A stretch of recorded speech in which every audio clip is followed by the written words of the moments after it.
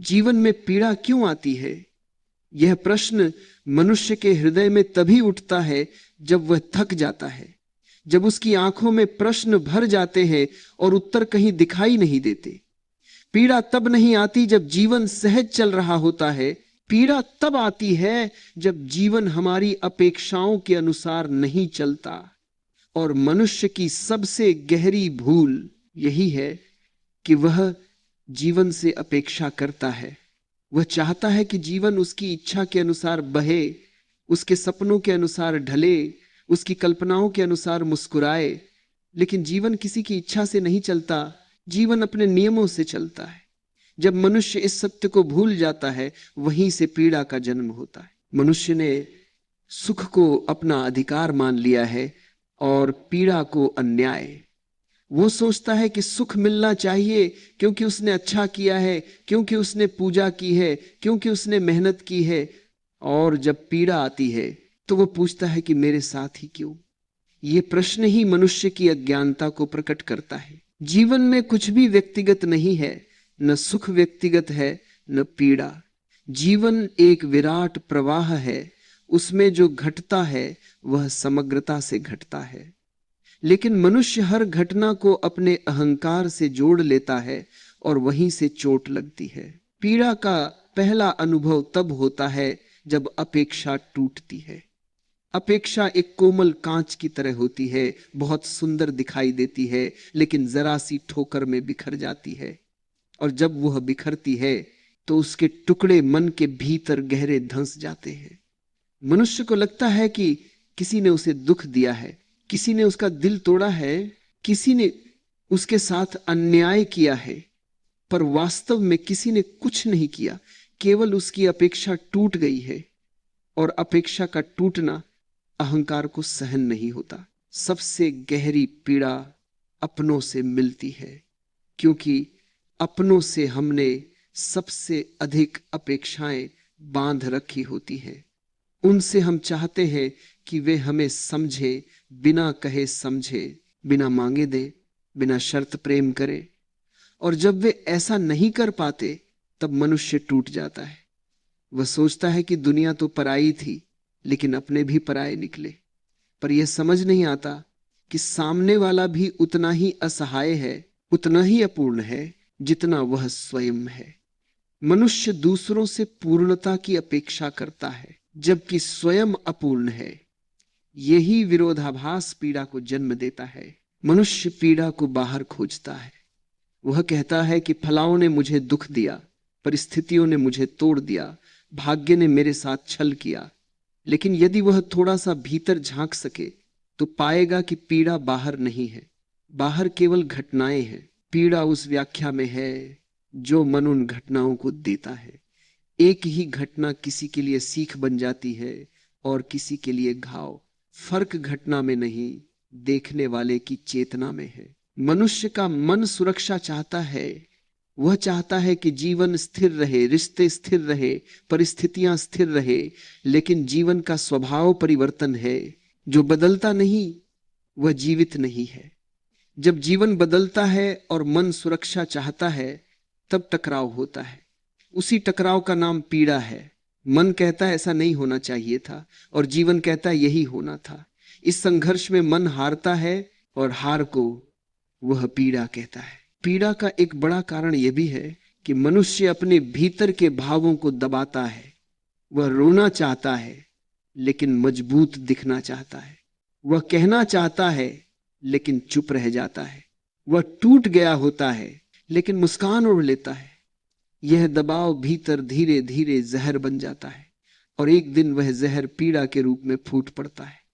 तब उसे लगता है कि वह बिना कारण दुखी है, जबकि कारण बहुत पुराना होता है। मनुष्य जब दुखी होता है तब वह जीवन से शिकायत करता है, वह ईश्वर से भी शिकायत करता है। वह पूछता है कि मैंने क्या बिगाड़ा था। लेकिन यह प्रश्न पूछने वाला मन यह भूल जाता है कि जीवन कोई न्यायालय नहीं है जहां कर्मों की सूची देखकर फल दिया जाता है।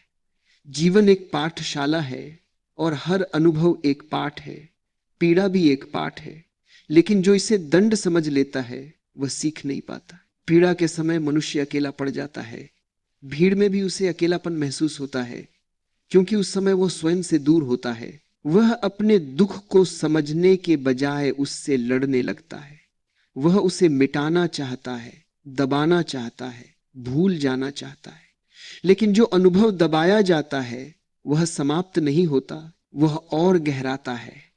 पीड़ा से भागने का हर प्रयास पीड़ा को और मजबूत करता है। मनुष्य को यह भी लगता है कि यदि वह अच्छा है तो उसके जीवन में पीड़ा क्यों आई। यह सोच ही सबसे बड़ा भ्रम है। अच्छाई कोई सुरक्षा कवच नहीं है। सज्जन होना जीवन की गारंटी नहीं देता कि जीवन सरल होगा, बल्कि कई बार सज्जन मनुष्य ही अधिक पीड़ा पाता है, क्योंकि वह अधिक संवेदनशील होता है।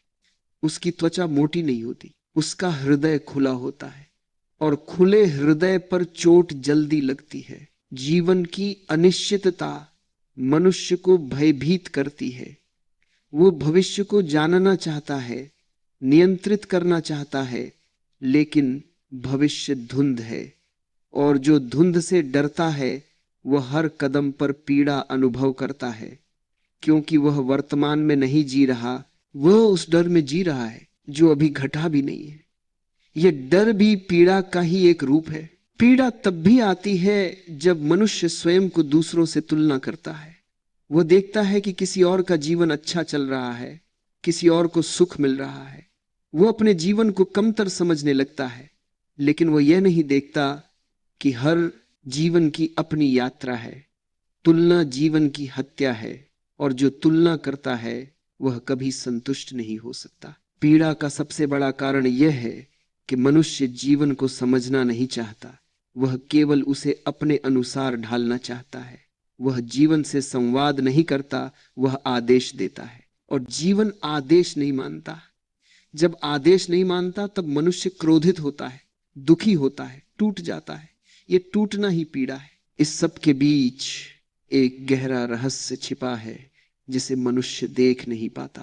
पीड़ा बाहर से आती हुई प्रतीत होती है, लेकिन उसका जन्म भीतर होता है। बाहर केवल निमित्त होता है। भीतर जो असंतुलन है वही पीड़ा बनकर प्रकट होता है।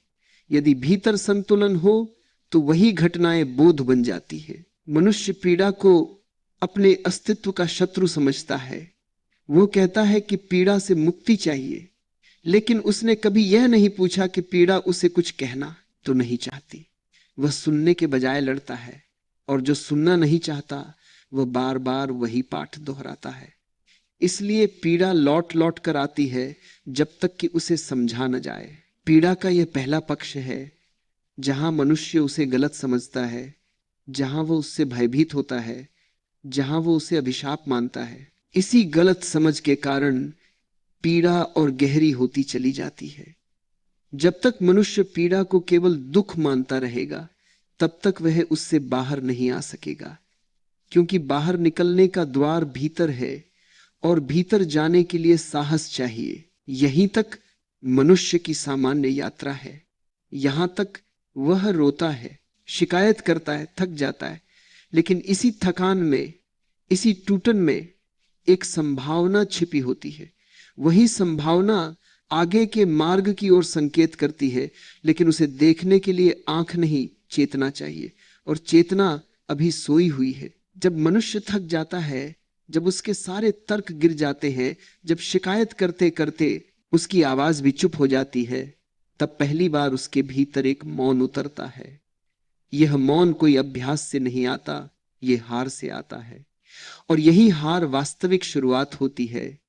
मनुष्य इसे दुर्भाग्य समझता है, लेकिन यहीं से पीड़ा का दूसरा रहस्य खुलता है। पीड़ा का उद्देश्य तोड़ना नहीं है, पीड़ा का उद्देश्य जगाना है। लेकिन जो व्यक्ति केवल बचने की सोचता है वह जाग नहीं पाता। वह पीड़ा से प्रश्न करता है पर सुनता नहीं। वह जीवन से लड़ता है पर देखता नहीं। और जीवन को देखने के लिए आंखें नहीं चाहिए, देखने के लिए अहंकार का गिरना आवश्यक है। सुख में मनुष्य सोया रहता है। सुख एक गहरी नींद है, उसमें चेतना शिथिल हो जाती है। सब ठीक चल रहा है, इसलिए देखने की कोई जरूरत नहीं, लेकिन पीड़ा नींद तोड़ती है, पीड़ा झकझोरती है। पीड़ा कहती है, देखो जो तुम मान बैठे थे वो सत्य नहीं था। इसी कारण पीड़ा का अनुभव तीखा होता है, वह झूठ को तोड़ती है। मनुष्य ने अपने बारे में बहुत सी कल्पनाएं बना रखी हैं। वह सोचता है कि वह ऐसा है, वैसा है, वो जानता है, वह समझता है। पीड़ा आती है और सारी कल्पनाओं को चूर चूर कर देती है। तब मनुष्य पहली बार स्वयं को असहाय अनुभव करता है। यह असहायता डरावनी लगती है, लेकिन यही असहायता द्वार है, क्योंकि जब तक मनुष्य स्वयं को समर्थ मानता है, तब तक वह जीवन से अलग खड़ा रहता है। पीड़ा के क्षणों में यदि मनुष्य भाग्य नहीं, यदि वह किसी सहारे की मांग न करे, यदि वह दोष न लगाए, यदि वह अपने दुख को देखने का साहस करे, तो धीरे धीरे एक परिवर्तन घटित होता है। पीड़ा वही रहती है, लेकिन उसका स्वाद बदलने लगता है। पहले जो पीड़ा आग जैसी जलाती थी, वही पीड़ा अब प्रकाश जैसी होने लगती है। पीड़ा का रूपांतरण तभी होता है जब स्वीकार आता है। स्वीकार का अर्थ यह नहीं कि तुम पीड़ा को पसंद करने लगो। स्वीकार का अर्थ है जो है उसे जैसा है वैसा देखना, बिना प्रतिरोध के। प्रतिरोध ही पीड़ा को कष्ट बनाता है। जब तुम कहते हो ऐसा नहीं होना चाहिए था, वहीं से कष्ट शुरू होता है। और जब तुम कहते हो ऐसा हुआ है, तो देखते हैं वहीं से शांति की पहली किरण आती है। मनुष्य सोचता है कि स्वीकार करने से वो कमजोर हो जाएगा, लेकिन स्वीकार सबसे बड़ा साहस है।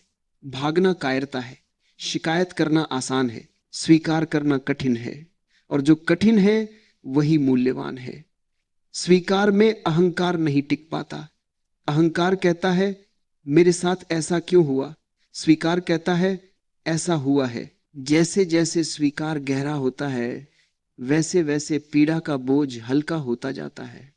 बोझ घटना नहीं है, बोझ उसका विरोध है। जब विरोध हटता है, तब पीड़ा एक अनुभव बन जाती है, समस्या नहीं। और अनुभव से मनुष्य सीखता है, समस्या से वह केवल परेशान होता है। पीड़ा मनुष्य को भीतर की ओर मोड़ती है, सुख बाहर की ओर ले जाता है। सुख में मनुष्य संसार में फैलता है, पीड़ा में वह सिकुड़ता है, भीतर लौटता है। यदि वह भीतर लौटने से न डरे, तो वो पहली बार स्वयं से मिलता है। अब तक वो अपने नाम से, अपने रिश्तों से, अपनी पहचान से मिलता रहा था, अब वो मौन से मिलता है। इस मौन में एक गहरी समझ उतरती है कि जीवन मेरे विरुद्ध नहीं है, जीवन मुझे तोड़ नहीं रहा, जीवन मुझे खाली कर रहा है। क्योंकि जब तक मैं भरा हुआ हूं, सत्य के लिए कोई स्थान नहीं। पीड़ा पुराने को गिराती है ताकि नया आ सके। यही कारण है कि पीड़ा के बाद मनुष्य वैसा नहीं रहता जैसा पहले था। जो व्यक्ति पीड़ा से गुजरा है और उससे भागा नहीं, उसकी आंखों में एक करुणा आ जाती है। वह दूसरों के दुख को देख सकता है, वह कठोर नहीं रहता, उसका हृदय नरम हो जाता है। और यह नरमी कमजोरी नहीं है, यह गहराई है। बिना पीड़ा के करुणा संभव नहीं। पीड़ा सिखाती है कि नियंत्रण एक भ्रम है। तुम जितना नियंत्रित करना चाहते हो, उतना ही उलझते जाते हो। जब नियंत्रण छूटता है, तब प्रवाह आता है, और प्रवाह में जीवन सरल हो जाता है। सरलता कोई उपलब्धि नहीं, सरलता समझ का फल है। धीरे धीरे मनुष्य यह देख पाता है कि पीड़ा स्थायी नहीं है। जो बदल रहा है वह स्थायी कैसे हो सकता है? स्थायी तो केवल देखने वाला है। जब यह अंतर स्पष्ट होता है, तब पीड़ा की जड़ कटने लगती है। अब पीड़ा आती है, जाती है, लेकिन भीतर कोई केंद्र अडिग रहता है। यह केंद्र ही साक्षी है। साक्षी दुखी नहीं होता, दुख अनुभव होता है, लेकिन साक्षी अछूता रहता है। जैसे आकाश में बादल आते हैं, गरजते हैं, बरसते हैं और चले जाते हैं, आकाश वैसा ही रहता है। जब मनुष्य स्वयं को बादल मानता है, तब वह दुखी होता है। जब वह स्वयं को आकाश जानता है, तब वह मुक्त होता है। पीड़ा का अंतिम रहस्य यह है कि वह भी मित्र है, कठोर मित्र है, लेकिन सच्चा है। वह चापलूसी नहीं करती, वह भ्रम नहीं पालती, वह सीधे सत्य से मिलवाती है। और जो सत्य से मिलने को तैयार है, उसके लिए पीड़ा वरदान बन जाती है। तब जीवन के प्रति कृतज्ञता जन्म लेती है। मनुष्य धन्यवाद देता है उन क्षणों को भी जिन्होंने उसे रुलाया था, क्योंकि वही क्षण उसे गहरा कर गए, वही क्षण उसे झूठ से मुक्त कर गए, वही क्षण उसे स्वयं के निकट ले आए। अंततः एक दिन ऐसा आता है जब मनुष्य कह सकता है, अब पीड़ा मेरी शत्रु नहीं है। अब वह आती है तो मैं भागता नहीं, मैं देखता हूं, मैं सुनता हूं। और हर बार वो कुछ छोड़ जाती है, थोड़ी और समझ, थोड़ा और मौन, थोड़ी और स्वतंत्रता। यही जीवन का रहस्य खुलता है। पीड़ा इसलिए नहीं आती कि तुम टूट जाओ, पीड़ा इसलिए आती है कि तुम जाग जाओ। और जो जाग गया उसके लिए फिर कुछ भी व्यर्थ नहीं रहता, न सुख न पीड़ा। सब कुछ साधन बन जाता है, सब कुछ यात्रा का हिस्सा बन जाता है। और तब जीवन बोझ नहीं रहता, जीवन एक गहन उत्सव बन जाता है, शांत, सरल और सत्य से भरा हुआ।